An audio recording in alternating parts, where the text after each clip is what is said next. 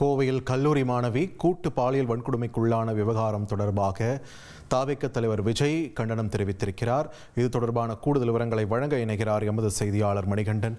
மணிகண்டன், வணக்கம். விஜயுடைய இந்த கண்டன அறிக்கையில் என்னென்ன விஷயங்கள் பதிவு செய்யப்பட்டிருக்கு, விரிவா சொல்லுங்க. கோவை விமான நிலையம் அருகே கல்லூரி மாணவி ஒருவர் கூட்டு பாலியலுக்கு உட்பட்ட விவகாரம் பேரதிர்ச்சியை ஏற்படுத்தி இருக்கக்கூடிய நிலையில தமிழக வெற்றி கழக தலைவர் விஜய் இதற்கான கண்டனத்தை அவரது எக்ஸ் தளத்துல பதிவிட்டிருக்கிறார். கோவையில் தனியார் கல்லூரி மாணவி ஒருவர் பாலியல் தீண்டலுக்கு, துன்புறுத்தலுக்கும், வன்கொடுமைக்கும் ஆளாகி உள்ளதை கண்டு நெஞ்சம் பதறுகிறது. அண்ணா பல்கலைக்கழக மாணவிக்கு நேர்ந்த கொடுமையே இன்னும் ஆறவில்லை. அதற்குள் கோவையில் தாங்க முடியாத கூட்டு பாலியல் கொடுமையா என்ற கேள்வி எழுப்பியிருக்கிறார். தமிழகத்தில் சட்டம் ஒழுங்கு எங்கே? பெண்களுக்கும் பொதுமக்களுக்கும் பாதுகாப்பு எங்கே? தொடர்ந்து துன்பம் நேர்கிறது. தமிழக முதல்வர் சீர்களைவது எப்போது என அடுக்கடுக்கான கேள்விகளை அரசை நோக்கி, முதலமைச்சரை நோக்கி வைத்திருக்கிறார். கோவை மாணவிக்கு கொடுமை விளைவித்த குற்றவாளிகளை உடனே கண்டுபிடித்து சட்டப்படி தண்டிக்க வேண்டும் என தமிழக அரசு கோரிக்கையையும் விடுத்திருக்கிறார்.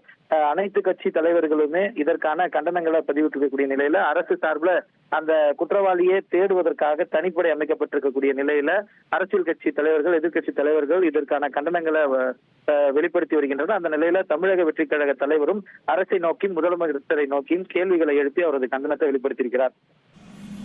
நன்றி மணிகண்டன், உங்கள் விரிவான தகவல்களுக்கு.